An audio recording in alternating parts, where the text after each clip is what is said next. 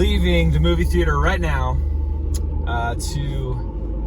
from The Rise of Skywalker on my way to get my haircut. I've got a haircut on the docket next. So, yeah, I just saw The Rise of Skywalker, and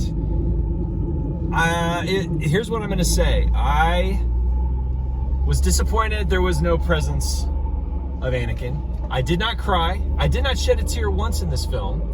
I know a lot of folks like to kind of, that they factor in that aspect as they review or think about the movie. I did not shed a tear. And then when I sat down, I really, honestly, this is going to be so weird, but I sat down and I said, all right, eliminate the potential for any cynicism, any frustration, and just enjoy the movie. Enjoy it. So that's what I did. I sat down and I just let the movie be what it is. Tried to eliminate and erase preconceived ideas, wishes, all that stuff as much as I could. So I will just say this.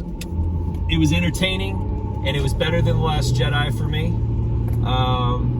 I think it course corrected some things and attempted to, and I think it did pretty well in that regard. So I enjoyed it. It was entertaining. There's the positive. So as a long-time Star Wars fan who lived and breathed this stuff for a long time. Let's just say I'm old. Original 1977, saw it in the theater guy, right? It did not feel like a good ending to that type of saga. That, to me, was not a good way to end 40 years of a franchise. So yeah, it's kind of a mixed review, mixed feelings, I guess. Just on the surface, entertaining film. I do suggest taking kids. I suggest you take your kids.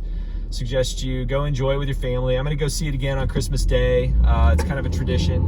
And I got to tell my kids, hey, this was enjoyable. So I enjoyed it. So don't go in negative. And then, yeah, so it was entertaining.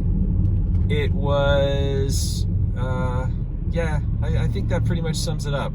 I feel better than I did when I left The Last Jedi. And right now, as I leave it a 5 out of 10. And I give it a 5 because on the surface, I think as an individual film, it was entertaining. But for me, with regard to the lore, with regard to the 40-year history, I just think this movie had a really hard challenge ahead of it, and I don't think it didn't meet those expectations. My pretentious nerd Star Wars fan expectations were not met. But the little kid who doesn't give a care about any of that stuff, that just sits down for the first time and watches a Star Wars film, this was entertaining. So there you go. I will, I don't know if I'll unpack. I'm sure I will. I'll probably unpack more as time goes on. I always do. Anyway, go see it. Enjoy it as best you can. And, yeah, there you go. See ya.